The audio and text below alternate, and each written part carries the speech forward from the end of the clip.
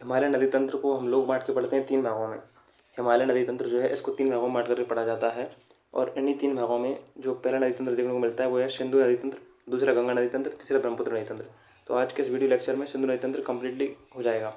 आगे बढ़ेंगे और सिंधु नदी तंत्र को स्टार्ट करेंगे। सिंधु नदी तंत्र के बारे में कुछ बेसिक जानकारियाँ हैं, जैसे कि सिंधु नदी तंत्र 3 देशों से होकर के सिंधु नदी प्रवाहित होती है, जिसमें तिब्बत हो जाएगा, तिब्बत जो कि चाइना में आता है, भारत और पाकिस्तान, ये तीन देशों से होकर प्रवाहित होती है। इसकी टोटल लंबाई की अगर हम बात करें तो 2880 किलोमीटर की लंबाई हो जाएगी और भारत के अंदर इसकी लंबाई 1114 किलोमीटर हो जाएगी। तो 2880 किलोमीटर लंबाई इसकी टोटल है और भारत के अंदर इसकी 1114 किलोमीटर लंबाई हो जाएगी। इसके बेसिन की अगर हम बात करें तो 4 देशों में इसका बेसिन हो जाएगा, तिब्बत यानी कि चाइना, भारत, पाकिस्तान और अफगानिस्तान में हो जाएगा।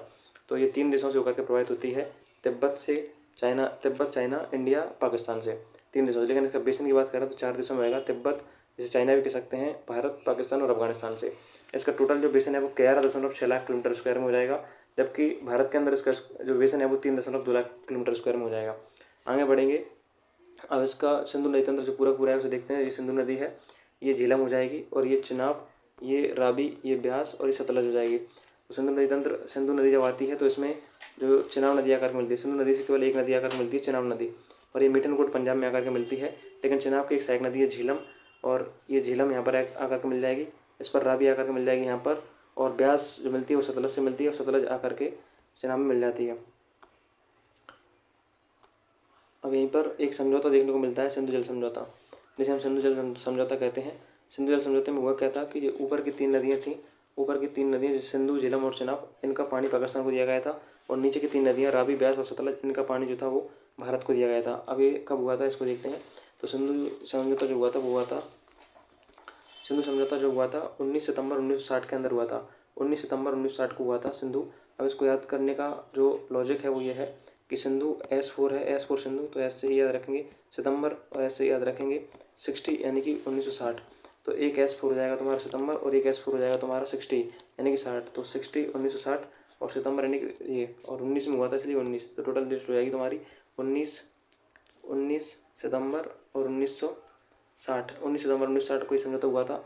इसके अंतर्गत जो प्रावधान थे वो थे 80% पानी पाकिस्तान को मिलेगा, 20% जो पानी है वो भारत को दिया जाएगा, और प्रधानमंत्री नेहरू और अयूब खान के द्वारा ये किया गया था। आगे चलते हैं तो देखेंगे हम कि सिंधु नदी जो है इसका उद्गम कहाँ से होता है। तो तिब्बत के अंदर कैलाश मानसरोवर जो है वहाँ से, कैलाश मानसरोवर के अंदर बुखरचू हिमनद है, बुखरचू हिमनद से नदी निकलती है, बुखरचू हिमनद से नदी निकलेगी।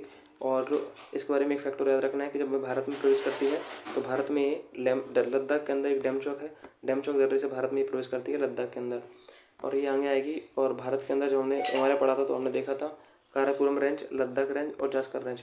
तो ये नदी चलती है तो काराकोरम और लद्दाख के बीच में प्रवेश करती है, लेकिन ये लद्दाख से जास्कर में जब आती है तो ये डुंगटी नामक स्थान पर काट करके लद्दाख से जास्कर में प्रवेश कर जाती है। तो सिंधु नदी जो है काराकोरम और लद्दाख में भी बहती है और लद्दाख और जास्कर में भी बहती है, और जब ये लद्दाख से जास्कर में प्रवेश करती है तो ये डोंगटी नामक स्थान पर काट करके ही आती है। आगे चलते हैं और देखेंगे कि सिंधु नदी तंत्र के बारे में कितना क्या है। तो सिंधु नदी को देखेंगे, थोड़ा सा इसको जूम कर लेते हैं।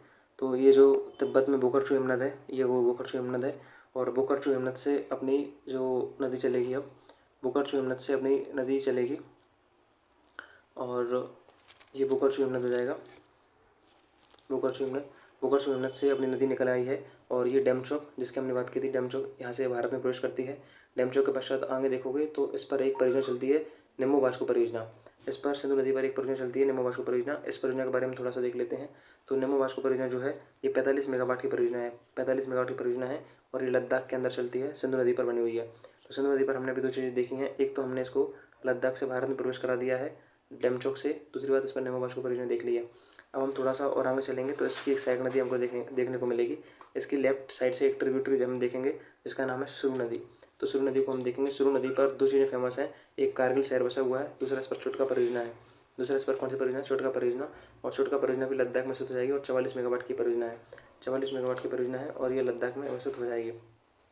साथ ही साथ इसकी एक और सहायक नदी देखने को मिलती है जो कि जास्कर नदी है, एक और सहायक नदी देखने को मिलती है जो कि जास्कर नदी हो जाएगी। तो अभी तक क्या क्या देखा है, अभी तक हमने सिंधु नदी के बारे में देखा है कि ये तिब्बत के बुकरचू हिमनद से निकली है।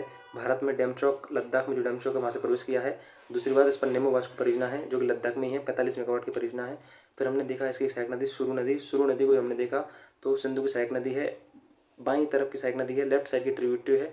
इस पर कारगिल शहर स्थित है। इस पर छोटका परियोजना है जो कि लद्दाख में 44 मेगावाट की है। फिर हमने देखा है कि इसकी एक और लेफ्ट साइड की ट्रिब्यूटरी है जास्कर नदी। अब इतना देखने के पश्चात हम और देखेंगे तो पीओ क्या जाता है।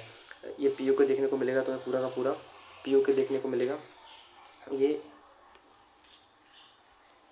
यहाँ पर पीओ के लग गया है और पीओ के लगने के पश्चात पीओ के जस्ट पास में ही ये बूंजी महाखड्ड बनाती है। बूंजी महाखड्ड कहाँ बनाएगी तो ये नंगा पर्वत के पास में बूंजी महाखड्ड बनाती है। नंगा पर्वत के पास में बूंजी महाखड्ड बनाती है। और इसके पश्चात जब हम देखेंगे तो इसकी एक दाईं तरफ से मिलने वाली नदी आकर मिलेगी जो कि इसकी बहुत महत्वपूर्ण नदी है, श्योक नदी। इस नदी को कभी भी नहीं भूलना है। तो श्योक नदी सिंधु की बहुत इंपॉर्टेंट नदी हो जाती है। तो सिंधु नदी की दाईं तरफ से मिलने वाली नदी है श्योक नदी। और श्योक नदी जो निकलती है वो रेमो हिमनद से निकलती है। जब हम पूरा हिमालय पढ़ते हैं तो ट्रांस हिमालय के अंदर, और जब हम हिमालय का विभाजन पढ़ते हैं तो रेमो हिमनद को हमने पढ़ा था। और उसी रेमो हिमनद से एक नदी निकलती है श्योक नदी। हमने भाव बताया था कि इस रेमो हिमनद से एक नदी निकलती है श्योक नदी, और श्योक नदी आकर के सिंधु नदी मिल जाती है। और इस श्योक नदी की दो सहायक नदियाँ हैं, एक है गलवान नदी और एक है तुम्हारी नुब्रा नदी। तो गलवान नदी कहाँ से निकलती है? गलवान नदी निकलती है अक्साई चीन से, और नुब्रा नदी निकलती है सियाचिन से। तो गलवान नदी निकलेगी अक्साई चीन से और तुम्हारी नुब्रा नदी निकलेगी सियाचिन से। तो हमने श्योक नदी को भी देख लिया। अब श्योक नदी के पश्चात एक और आगे चलेंगे तो एक नदी और मिलेगी जिसे हम कहते हैं गिलगित नदी। गिलगित नदी मिलेगी और गिलगित नदी सिंधु नदी की दाईं तरफ से मिलने वाली नदी हो जाएगी। और गिलगित नदी की भी सहायक नदी हो जाएगी हुंजा नदी। तो गिलगित नदी की सहायक नदी कौन सी है? हुंजा नदी। अब एक और महत्वपूर्ण पॉइंट हमें याद रखना है, चिल्लास। चिल्लास जो है, चिल्लास वो पॉइंट है जहाँ से ये सिंधु नदी पाकिस्तान में प्रवेश कर जाती है। तो चिल्लास से सिंधु नदी पाकिस्तान में प्रवेश कर जाती है, जबकि भारत में जिससे प्रवेश की थी उसे हमने कहा था डेमचौक। तो डेमचौक और दूसरा चिल्लास, दोनों को हमको याद रखना है। तो अभी तक हमने क्या क्या देखा है एक बार फिर से देखते हैं। बुकरचू हिमनद से नदी निकली थी, बुकरचू हिमनद से ये नदी निकली थी, बुकरचू हिमनद से ये नदी निकली। और बुकरचू हिमनद से ये नदी निकलने के पश्चात जो है आगे चली तो इस पर हमने डेमचौक देखा। डेमचौक से भारत में प्रवेश किया था। नेमो वाष्प परियोजना देखी जो कि 45 मेगावाट की थी, लद्दाख के अंदर थी, सिंधु नदी पर थी। और फिर हमने इसकी सहायक नदी सुरु देखी। सुरु जब जाकर सिंधु में मिल जाती है, बाईं तरफ से मिलने वाली नदी है। इस पर कारगिल शहर बसा हुआ है। इस पर छोटका परियोजना है। फिर हमने देखी जास्कर नदी जो कि बाईं तरफ से मिलने वाली थी। फिर पीयू किया जाता है। पीयू के पास में ही नंगा पर्वत है। नंगा पर्वत पर बूंजी नामक महाखड्ड बनाती है। फिर इसके पश्चात हमने देखा था, इसके पश्चात हमने देखा कि इसकी एक सहायक नदी है बहुत इंपॉर्टेंट, श्योक नदी। और श्योक नदी रेमो हिमनद से मिल आती है। रेमो हिमनद से आकर के इसमें मिल जाती है सिंधु में, दाईं तरफ से मिलने वाली महत्वपूर्ण नदी है। और इस श्योक नदी की दो महत्वपूर्ण नदियाँ हैं, एक है गलवान नदी और एक है नुब्रा नदी। गलवान नदी कहाँ से निकलती है? तो अक्साई चीन से निकल करके और श्योक को मिल जाती है। नुब्रा नदी तुम्हारी सियाचिन से निकल करके और श्योक को मिल जाती है। फिर हम थोड़े से आगे बढ़े और हमने देखा कि इस पर एक नदी आकर के मिलती है गिलगित नदी। और गिलगित नदी इसकी दाईं तरफ से मिलने वाली एक और महत्वपूर्ण नदी हो जाएगी जिसकी सहायक नदी हुंजा नदी हो जाएगी। फिर हमने चिल्लास को देखा, चिल्लास जहाँ से सिंधु नदी पाकिस्तान में प्रवेश कर जाती है। इतना हमने देखा था। अब हम आगे चलते हैं और सिंधु नदी इसके पश्चात पंजाब प्रांत में जाएगी। पंजाब प्रांत पश्चात सिंध प्रांत में आएगी, फिर यह जा करके गिर जाती है। तो पंजाब प्रांत और सिंध प्रांत, तो यहाँ पर इसकी तीन प्रमुख नदियाँ और देखने को मिलती हैं दाईं तरफ से मिलने वाली, एक काबुल और एक कुर्रम और एक गोमल। काबुल, कुर्रम और गोमल। और फिर यहाँ पर कराची शहर स्थित है। और काबुल की एक इम्पोर्टेंट नदी स्वात नदी सहायक नदी हो जाएगी। और फिर सिंधु नदी जा कर के अपने अरब सागर में जाकर गिर जाती है। इस प्रकार से इस कंप्लीट सिंधु नदी होती है। और सिंधु नदी कंप्लीट के देखने के बाद आगे चलेंगे और हम देखेंगे इस नदी को। अब छोटी छोटी नदियाँ बची हुई हैं, जैसे कि ये नदी हो जाएगी तुम्हारी झीलम। तो झीलम नदी को जो हम देखते हैं, झीलम नदी को जो हम देखते हैं तो ये अनंतनाग शहर जो है उसके बेरीनाग स्थान के शेषनाग झील से निकलती है। तो जम्मू के अंदर अनंतनाग एक शहर है। अनंतनाग शहर के बेरीनाग स्थान के शेषनाग झील से निकलती है झीलम। और झीलम के बारे में एक कोड है जिससे याद रख सकते हैं, BSDUTKPS, यानी कि बी फॉर बुलट झील। तो यहाँ पर झीलम नदी पर एक बुलट झील देखने को मिलेगी तुम्हें। बुलट झील इसी पर एक श्रीनगर शहर अवस्थित है। और झीलम नदी पर ही आगे चलने पर डल झील देखने को मिलती है। तो बुलट झील हो जाएगी, श्रीनगर शहर हो जाएगा, डल झील हो जाएगी। फिर आगे चलेंगे तो एक उरी प्रोजेक्ट काम कर रहा है झीलम नदी पर, त्रिपुल प्रोजेक्ट काम कर रहा है झीलम नदी पर। तो अभी तक हमने क्या देखा है, VSDU और T। तो कितनी चीज़ देखी, B फॉर बुलट झील यहाँ पर देखी हमने, S फॉर श्रीनगर देखा, D फॉर डल झील देखी, U फॉर उरी प्रोजेक्ट देखा, T फॉर तुलवल प्रोजेक्ट देखा। फिर आगे चलते हैं तो उस पर किशनगंगा नदी मिल रही है, दाईं तरफ से मिलने वाली एक महत्वपूर्ण नदी है इसकी झीलम की किशनगंगा नदी, जिसे हम नीलम नदी भी कहते हैं। और पूंछ नदी इसकी बाईं तरफ से मिलने वाली एक महत्वपूर्ण नदी हो जाएगी पूंछ नदी। और इसकी सिंध नदी भी इसकी एक सहायक नदी हो जाएगी। तो उस झीलम के बारे में ज़्यादा कुछ याद नहीं रखने को नहीं है, केवल आप याद रख सकते हो VSDUT, यानी कि B फॉर बुलट झील, S फॉर श्रीनगर शहर, D फॉर डल झील, U for Uri project, T for Tulbul project. और इसमें एक मिलने वाली है KPS को याद रख लेना। KPS मेरे स्कूल का नाम था, कतर पब्लिक स्कूल। तो K फॉर किशनगंगा नदी, पी फॉर पूंछ नदी और एस फॉर सिंध नदी। इस प्रकार से कंप्लीट हो जाएगी झेलम नदी। झेलम नदी के बारे में रखना है कि संस्कृत में इसको बेतस्ता कहा जाता है, सिकंदर ने इसको हाइडेस स्पीच कहा था, कश्मीर में इसको बेत नदी कहते हैं। ये इंपॉर्टेंट हो जाएगा कि कश्मीर में इसको बेत नदी कहा जाता है, कश्मीर में इसको बेत नदी कहा जाता है।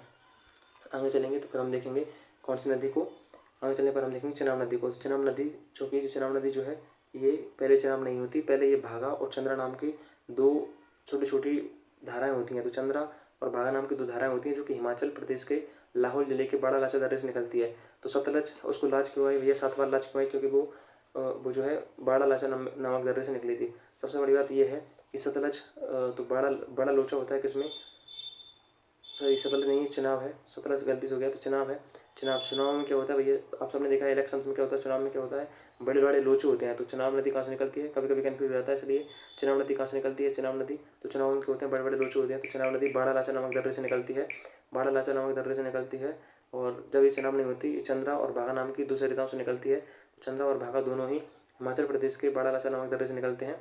और फिर एक पॉइंट आता है जो कि तंडी नामक पॉइंट हमें याद रखना है कि तंडी नामक पॉइंट पर चंद्रा और भागा दोनों मिल जाती हैं, फिर आगे चलती हैं तो चंद्रभागा कहलाती हैं, चंद्रभागा को ही हम चिनाब कहते हैं। और इसको याद रखने की बढ़िया सी ट्रिक है BDS। दोस्तों मेडिकल साइंस में एक तो होता है MBBS और एक होता है BDS, जो कि मेरा एक दोस्त कर रहा है सुमित चौरसिया। तो BDS से हम याद रख लेंगे कि BDS चिनाब पर क्यों जाएगा, BDS बगलिहार दुलस्ती सलाल, तो 3 परियोजना चल रही है इस पर चिनाब पर, बगलिहार दुलस्ती सलाल परियोजना। तो बगलिहार परियोजना, दुलस्ती परियोजना और सलाल परियोजना हो जाएगी। सलाल डैम है, दुलस्ती परियोजना है, बगलिहार परियोजना है। और बगलिहार और दुलस्ती दोनों ही परियोजना जम्मू कश्मीर के दोड़ा जिले में देखने को मिलती हैं। बगलिहार और दुलस्ती दोनों ही जम्मू कश्मीर के दोड़ा जिले में देखने को मिलती हैं, जबकि जो सलाल डैम है वो उधमपुर जिले जम्मू कश्मीर में देखने को मिलता है। अब जिला याद न रखा तो भी काम चल जाएगा। अब लेकिन इंपॉर्टेंट होती है बगलिहार परियोजना, दुलस्ती परियोजना और जो डैम सलाल डैम जो है, इन तीनों को आपको याद रखना है।